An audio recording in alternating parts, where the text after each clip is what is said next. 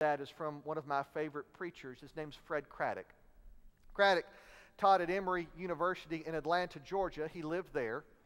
He was invited to give some lectures at the University of Winnipeg in Canada one year in October. Not ever having been to Canada, Craddock called his host and said, "I'm about to pack for my trip. I don't know what to take to Winnipeg in October. What should I wear?" And his host said, "It's unseasonably warm this year. Bring a windbreaker and you'll be fine." So Craddock packed a windbreaker for his trip to Canada. Wasn't coming out. And got on the airplane. When he landed, everything was fine. His host took him to the hotel. It was one of those with an outside balcony and outside doors. And Craddock went to sleep thinking the next day, I'll get up, I'll have a day with my host, I'll lecture that night. And he was awakened by the telephone the next morning. It was his host. He said, "Fred, I don't know what to tell you. We've had a freak snowstorm. There are feet of snow outside. The whole city is shut down. I can't even get from where I live to where you are to take you out for breakfast. But listen, right down the street from where you are, there's a bus stop, and it has a cafe, and you could get breakfast there." So Fred said, I got out of bed, and I got dressed. I put on my little windbreaker. He said, it didn't even work in the room. So I got the newspaper I had and stuffed it inside. He said, I went in the bathroom and rolled little rolls of toilet paper and stuffed them in my hat. He said, "Don't tell my students. That just seems redundant to them." And so he said, I went outside, and when I first opened the door, there was this Arctic blast, pure and undiluted. You know, we get little remnants of that down in Houston. This was the pure deal. He said, it just chilled me to my bones. He said, I walked out and I began making my way down the street, and I turned the corner and I could see the sign for the bus stop. And when I opened the door, that blast came in and everybody in the room shivered and drew in closer. And I closed the door behind me, and the room was literally filled. There was not a place to sit with what appeared to me to be stranded travelers.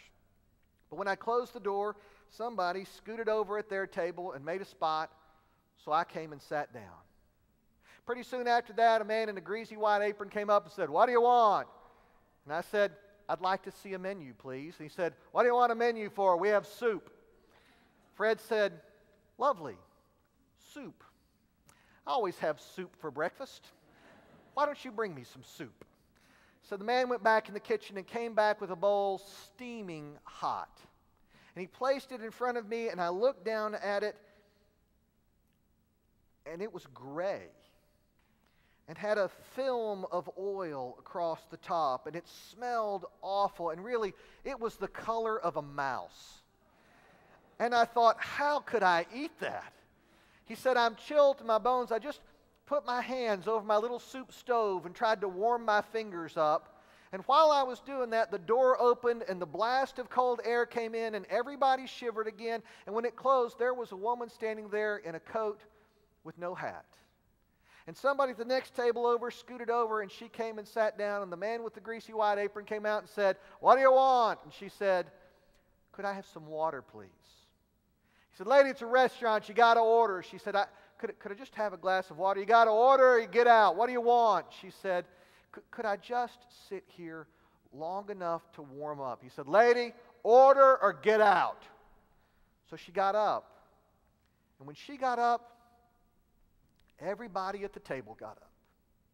And when everybody at that table got up, everybody at my table got up. And because they'd all gotten up, I got up too.